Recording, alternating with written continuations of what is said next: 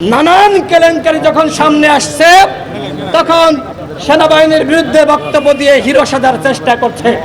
12 দিন আগের ঘটনা, কেন তোমরা যখন ডাকলো সেদিন কেন এসে প্রেস ব্রিফিং করলো না? ওই সেনাবাহিনী তো আমাদের ডাকে না, তোমাদের কেন ডাকে? ভাগ বাটোয়ারাই মেলে নাই, এই কারণে এখন সব ফাঁস করে হিরো সাজার চেষ্টা করতেছ। এতদিন কেন ফাঁস করো নাই? ক্যান্টনমেন্টে তো আমরা যাইনি, তোমরা গিয়েছো, কেন গিয়েছিলা? তোমাদের এই জবাবদিহিতা করতে হবে। এই প্রশ্ন কি কেউ করছে যে ক্যান্টনমেন্টে তোমাকে ডাকলো, তুমি কেন ছুটে গেলা? আর সব জায়গায় কেন হাসনাত এবং সার্জিস? আচ্ছা, হাসনাত এবং সার্জিস সেখানে গেল, তার দলের অন্যান্য নেতাকর্মীদের সাথে কেন আলোচনা করে নাই? কেন, কি কারণ? আমরা সেটি জানতে চাই বন্ধুগণ। আমরা প্রধান উপদেষ্টার কাছে আওয়ামী লীগের নিষিদ্ধের দাবি তুললাম, আর তিনি কি বললেন? আগামী নির্বাচনে আওয়ামী লীগ অংশ নিবে কি নিবে না সেটি তাদের দলীয় সিদ্ধান্ত। বন্ধুগণ, আপনারা কি প্রধান উপদেষ্টার এই বক্তব্য গ্রহণ করেছেন? আমরা প্রধান উপদেষ্টার গতকালকের বক্তব্য ঘৃণা ভরে প্রত্যাখ্যান করছি।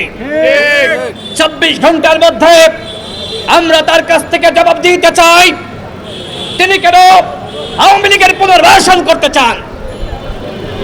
এর আগে হাসান আল মামুন বলেছেন যে তিনি ফ্রান্সে ছিলেন, ছাত্র জনতা তাকে ডেকে এনে ক্ষমতায় বসিয়েছে, কারণ আমরা ওই সময় মনে করেছিলাম যে তিনি একমাত্র ব্যক্তি আন্তর্জাতিকভাবে এবং বাংলাদেশের জনগণের কাছে গ্রহণযোগ্য।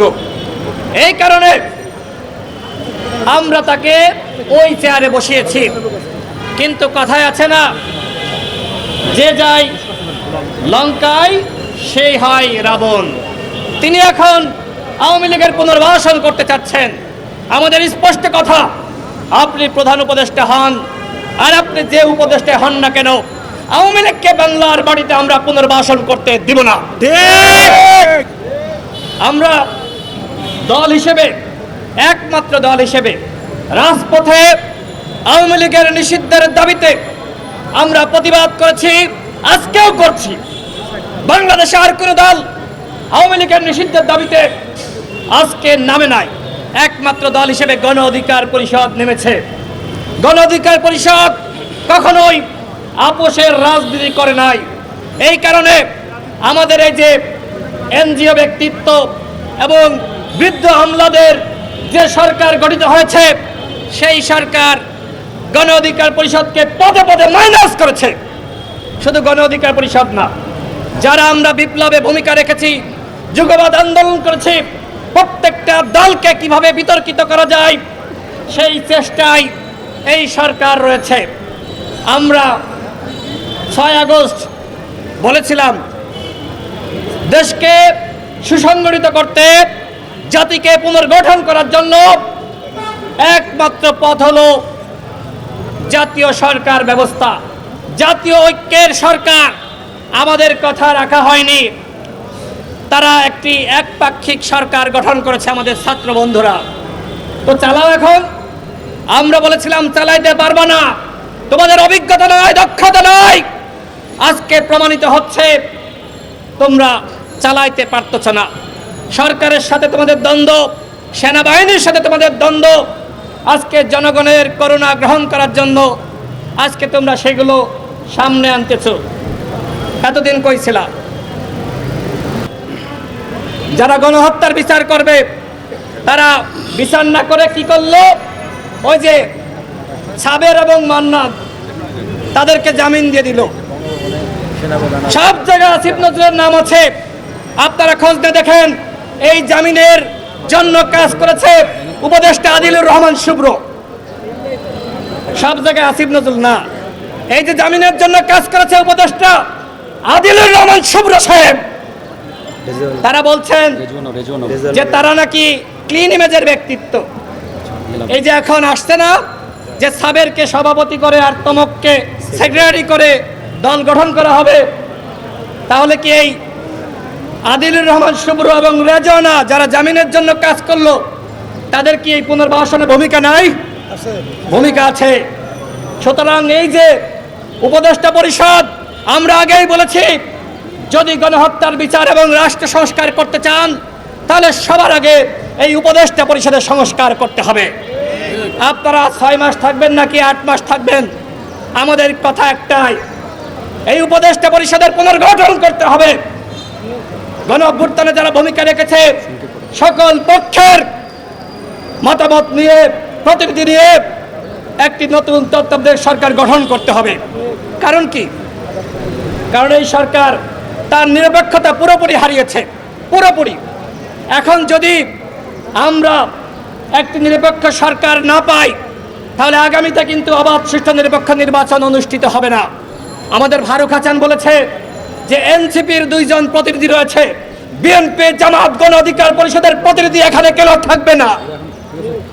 তারা 2 জন থাকুক, আমাদের আপত্তি নাই, কিন্তু অন্য প্রতিনিধিদের নিয়ে তত্ত্বাবধায়ক সরকার ব্যবস্থা গঠন করতে হবে এবং সেই সরকারের প্রধান থাকবে অন্তর্বর্তীকালীন সরকারের যিনি বর্তমানে প্রধান রয়েছেন ডক্টর ইউনূস। আপনারা কি এই দাবি সমর্থন করেন? আমরা মনে করি সরকারের নিরপেক্ষতা দরকার। এনসিপির বন্ধুরা দল গঠন করেছে, আমাদের কোনো আপত্তি নাই, আমরা শুভকামনা জানিয়েছি, কিন্তু একদিকে সরকারেও থাকবেন, বিরোধী দলেও থাকবেন, ওই আখেরটাও খাবেন, গাছেরটাও খাবেন, মাথারটাও খাবেন, সেটা কি হয়? যে কোনো একটা খাইতে হবে, যে কোনো একটা। আমরা গণ অধিকার পরিষদ 2018 সালের কোটা সংস্কার আন্দোলন থেকে 24 সাল পর্যন্ত আমাদের এই সংগ্রাম।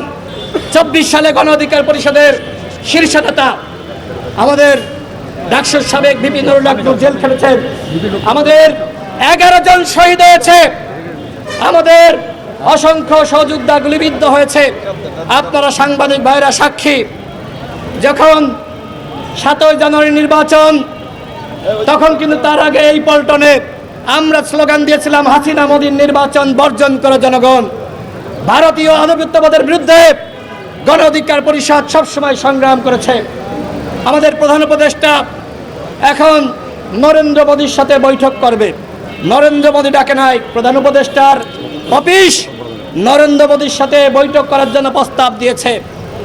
এত বড় বড় কথা বলেন ভারতের বিরুদ্ধে, আবার রাতের অন্ধকারে ভারতের সাথে মিটিং করার চেষ্টা করেন, এইটাই কি আপনাদের ভারতের বিরুদ্ধে সংগ্রাম?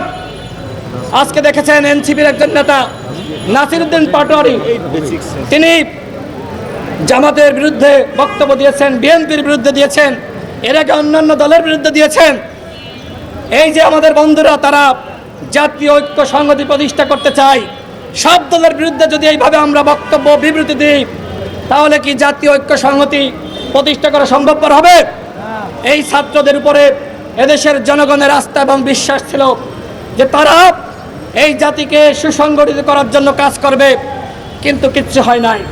উল্টো ওয়াসার কেলেঙ্কারি, সিটি কর্পোরেশনের কাউন্সিলর বা প্রশাসক নিয়োগ নিয়ে কেলেঙ্কারি, নানান কেলেঙ্কারি যখন সামনে আসছে, তখন সেনাবাহিনীর বিরুদ্ধে বক্তব্য দিয়ে হিরো সাজার চেষ্টা করছে। আপনারা দেখেন নাই কখন অভ্যুত্থান সফল হয়েছে? যখন সেনাবাহিনীর বন্দুকের নল যখন জনগণের দিক থেকে ফিরিয়ে যখন আওয়ামী লীগের দিকে তাক করেছে, তখন এদেশে গণ অভ্যুত্থান সফল হয়েছে। সেনাবাহিনীর যারা জুনিয়র অফিসার, তারা এদেশের জনগণের পাশে এসে দাঁড়িয়েছিল। সুতরাং 2-3 জন অফিসারের জন্য আজকে পুরো সেনাবাহিনীর বিরুদ্ধে যে ধরনের নিষেধাজ্ঞা করা হচ্ছে, আমরা গণ অধিকার পরিষদের পক্ষ থেকে সেইটা সমর্থন করি না। কতিপয় অ্যাক্টিভিস্ট আজকে আন্দোলনের ডাক দিচ্ছিল, মসজিদ থেকে মুসল্লিরা বের হবে, সেনাবাহিনীর বিরুদ্ধে আন্দোলন করবে। এই ধরনের আন্দোলন করা যাবে না। সেনাবাহিনীকে যারা উস্কাচ্ছে তাদের বিষয়ে আমাদের সতর্ক থাকতে হবে। সেনাবাহিনী আমার জনগণের ভ্যাট এবং ট্যাক্সের টাকায় বেতন দেওয়া হয়, সুতরাং সেনাবাহিনীকে উস্কানি দিয়ে জনগণের বিরুদ্ধে দাঁড় করানোর কোন রকম চেষ্টা করবেন না। সেনাবাহিনীকে বলবো, আপনারা জনগণের পাশে থাকুন। আপনারা 1-11 দেখেছেন এদেশের ক্ষমতা নিয়ে কখনোই আপনাদের সুখকর ইতিহাস নাই। সুতরাং জনগণের পাশে থাকুন।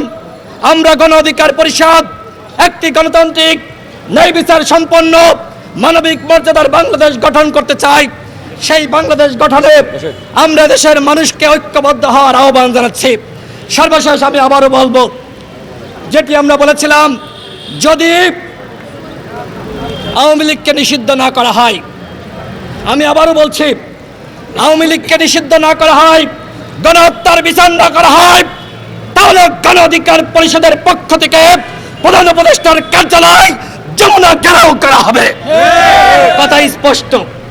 আমরা তাকে বসিয়েছি রাষ্ট্র সংস্কার করার জন্য, গণহত্যার বিচার করার জন্য।